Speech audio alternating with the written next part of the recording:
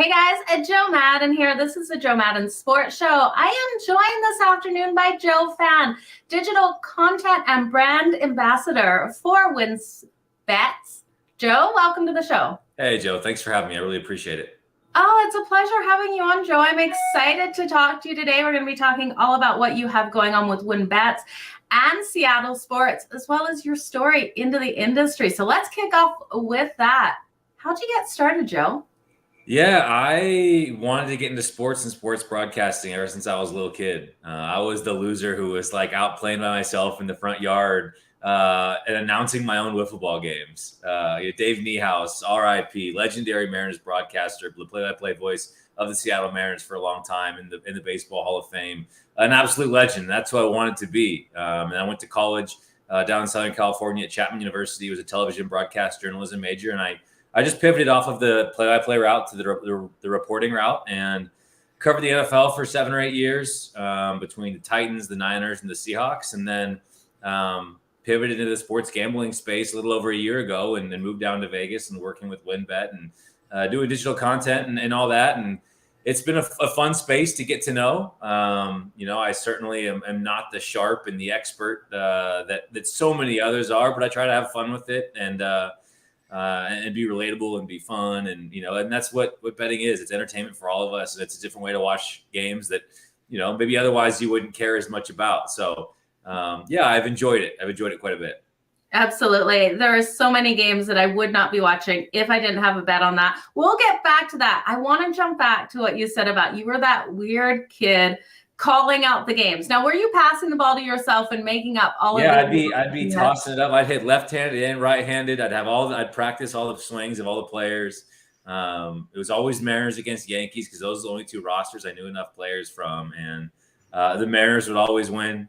I'd throw it up and try to emulate Griffey's big swing. And, it was goofy. And all the neighborhood parents, I think, got a kick out of it. Oh, Joe's in the front yard playing wiffle ball by himself again. But yeah, I've always had sort of a passion for sports broadcasting, also just game entertainment and PA announcing and just like the pageantry of sports. I spent some time as a PA announcer at the University of Washington and really enjoyed it. But if I went to a Sonics game, again, RIP, growing up, I'd have to get there early enough to where I could be there when the lights go out and they do starting lineups because I thought that was so cool. And I still sort of feel that way. If I'm going to a new venue and watching a game of a team I've never been before, I want to get there early and see the game entertainment. I'm sort of a nerd in that way too. Yeah, I love that. I think it gives me almost chills when I watch those players come out, when they announce those players and you see the pride of them coming out on that court or that field. It's definitely an incredible feeling. Joe, that story of you playing wiffle ball by yourself, announcing it, some of the best in this business have similar stories. So I love to hear that. Let's hear how you started working with WinBet and moving to Vegas.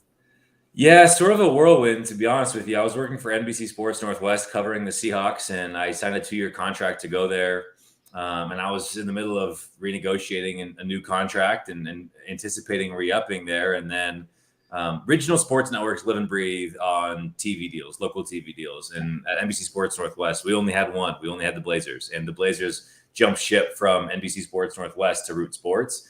And so NBC just decided to say, hey, it's not worth keeping the doors open. And so everyone at the network got let go. And NBC was great. They handled it great. They took care of all of us. But yeah, I mean, my future was then uncertain. And I spent a lot of time kind of looking for what's next. And luckily found this gig with WinBet. And I've really enjoyed it. Again, I'm certainly the new guy in the space and don't pretend to be the sharp who knows it all and say, hey, follow my picks, whatever. If anything, I want you to go the other way so I don't have to take the blame for you losing any money. But I mean, it's a fun, sports betting is fun. It's an industry that's only growing, only getting bigger, whether it's first touchdown scores or, the game's over, but, the back door is open for a cover like last Thursday against with the Chiefs and Chargers.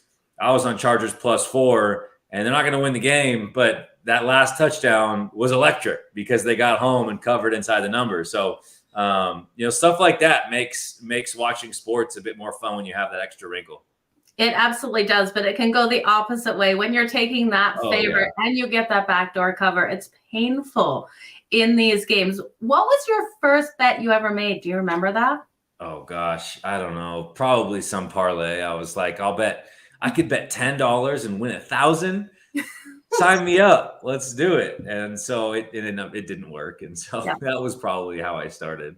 Yeah, lots of people don't realize how many things that have to go right. It's almost like a mini miracle winning a huge parlay. Lots of people liking to throw those big ones out. Are you still dabbling in parlays at all, Joe?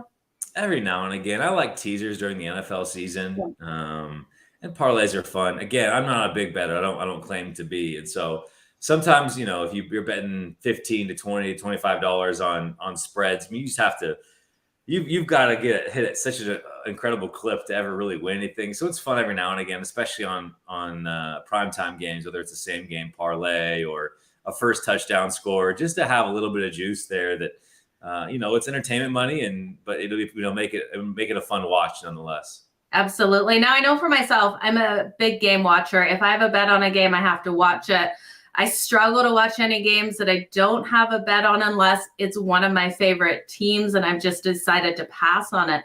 How do you feel about betting on or watching teams that you have bets on? Are you watching every single one of those? And have you ever turned the TV off on a game that you had a bet on?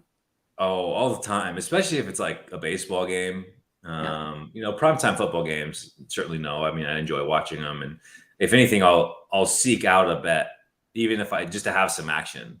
I would say I don't really enjoy betting totals. It's just not a fun way to watch a game. If you're cheering for an under, like you're rooting against points, that hurts. Cheering for an over, every field goal instead of a touchdown, every turnover in the red zone. In baseball, every runner left on third with less than 2 outs.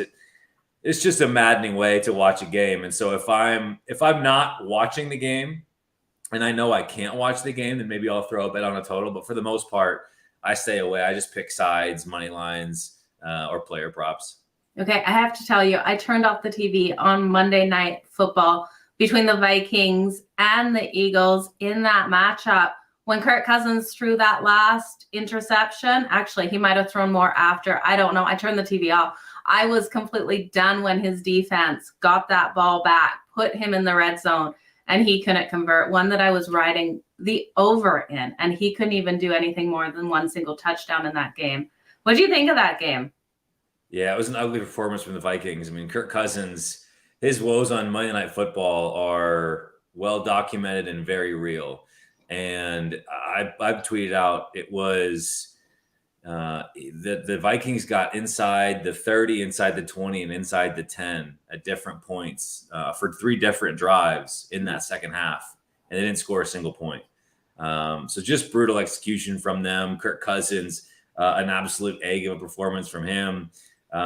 It was ugly, and you credit the Eagles defense for, I mean, every blitz got home. They were getting home with 4. Darius Slay was the most targeted receiver in the game, and he plays for the Eagles, which isn't a good thing if you're a Vikings fan or a Vikings bettor. I'm not all the way off of the Vikings. I do think they're a talented team, but it's hard to watch a team go from beating the Packers in week 1 to getting so thoroughly embarrassed on a Monday night playing on the road. Yeah, that's exactly what they did do there. Get completely embarrassed. Let's talk about what you've got going on at WynnBET. Now, I know that you are a content and brand ambassador. What does that entail for you, Joe? Yeah, so I used to host a podcast a couple times a week, and now it's just all online. So it's social first videos, tweets, and then it's just writing, every day with different stuff. So yesterday I just put out an NFL betting guide as well as NFL best bets, doing that each week. Power rankings every week and other, few things here and there. So right now it's all at wynnbet.com. Okay, perfect. And then I know you're also doing some work with Seattle sports. What does that entail? Yeah, so I'm from Seattle. We'll always love the city and covering the Seahawks. I developed just a little bit of a following in terms of what's going on there. And so just working in a freelance aspect, writing a couple times a week, and I do a weekly radio hit up there. So that's been fun just to stay connected to the Seattle sports community, even with, the job at WynnBET where I cover, everything much more holistically. I love it. You guys make sure you go over to winbet.com to check out everything Joe has going on over there. Now, I have to ask, I saw a tweet on your Twitter from September 6th. You said Super Bowl game, LA Chargers 31 over the Eagles 27 and Justin Herbert for MVP. You sticking to your guns on that now being September 22nd? Yeah, I have no reason to jump off the Chargers bandwagon. I mean, they should have beat the Chiefs. They were tied going in to take the lead, and Justin Herbert throws a 99-yard pick six because his tight end's gassed and can't finish the route. That's brutal. That's peak Chargers. We're used to seeing that from them, and at some point, you hope, and I might be going years and years, being proved wrong before I'm finally proved right. They are an elite football team from a talent standpoint. Offensively and defensively, they outplayed the Chiefs in that game the entire first half and had several opportunities to win that game in the second half. I also still don't know how they overturned Asante Samuel's interception where he should have caught it. It was right to him. It was the worst throw you're ever going to see from Patrick Mahomes. He juggles it, ends up diving. They called it an interception on the field. Then they overturn it. I don't think there was nearly enough there to overturn it. So you have that. You have a 99-yard pick six. You're going to have a hard time winning a football game. That's on the road. That's in Kansas City. So you can't tell me with Khalil Mack and Joey Bosa, Derwin James, Asante Samuel, J.C. Jackson on the defensive side of the football. We know what they have offensively with Austin Eckler, Herbert, Mike Williams, Keenan Allen, who missed that game. But Joshua Palmer, Gerald Everett's been great so far for them.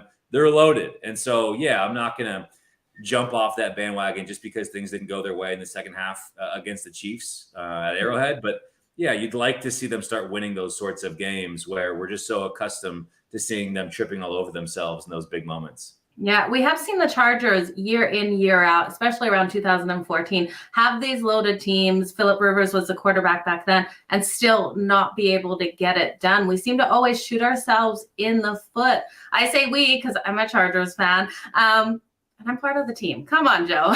Yeah, absolutely. Yeah, we shoot ourselves in the foot. Year in, year out. What do you think the Chargers need to do differently this season to get it done? Because we know the talent's been there year in and year out. Yeah, I mean, it's just execution in big moments, not making the big mistake, taking advantage of what's there. I mean, those are all really big cliches, but just look at what happened in that Kansas City game. It's such a great microcosm of what this Chargers organization has been, is for 90% of the game, they put themselves in great positions and you drop a pick that's thrown right to you. You've got some bad luck when it comes to officiating. Patrick Mahomes should have had 3 picks in that game. He had 0. And then, yeah, you're just not going to win many games throwing a 99-yard pick six where, it's a 14-point swing, assuming you're about to score a touchdown. But at the very least, it's a 10-point swing. So, I mean, yeah, it is as simple as the cliches of do your job, do the little things, and, be able to finish games without shooting yourself in the foot. And I think it can be as simple as that for the Chargers, that year and again, like you mentioned, year in and year out, we see them play good football, come up with big wins. They won last year in Kansas City. They almost did it again last Thursday. It's not rocket science at this point. They're well coached, tons of talent. It's just about finishing games and learning how to win is a skill. And I think once they get there, you'd like to think with Justin Herbert there, they're going to be good and a Super Bowl contender for many years to come. But we're still yet to see them get over that hump. Absolutely. Do you think Justin Herbert is healthy enough to hit the field on Sunday? I've heard that he's going to be out there. I don't know, Joe. What do you think on him? Yeah, it was hard to watch him on Thursday night where he's grabbing at his side after every single pass and really at one point refused a run that would have gotten him an easy first down instead of just spiking it at the line of scrimmage. He then, of course, throws the dart over the middle of the field to keep them alive and then ultimately the cover alive, which they finally got home on.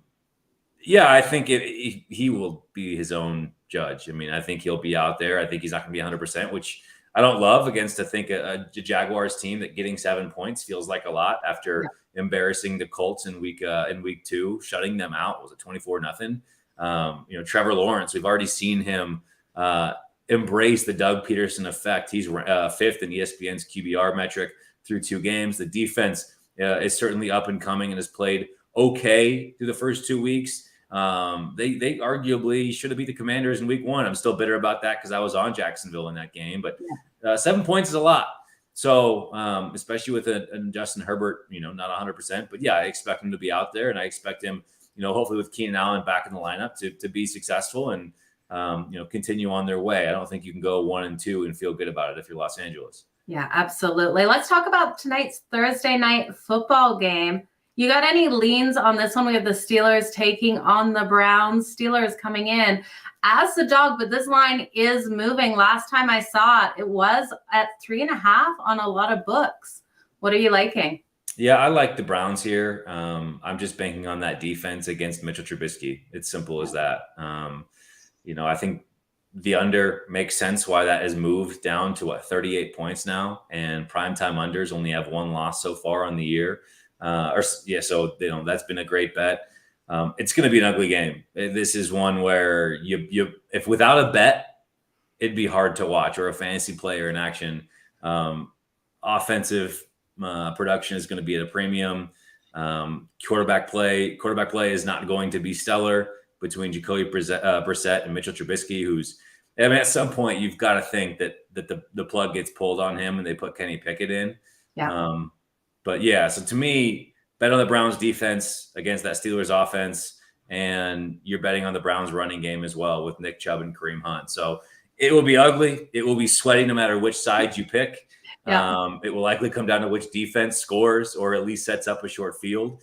But we will all watch it all the same because that is the National Football League money machine, and even the bad games, we can't look away.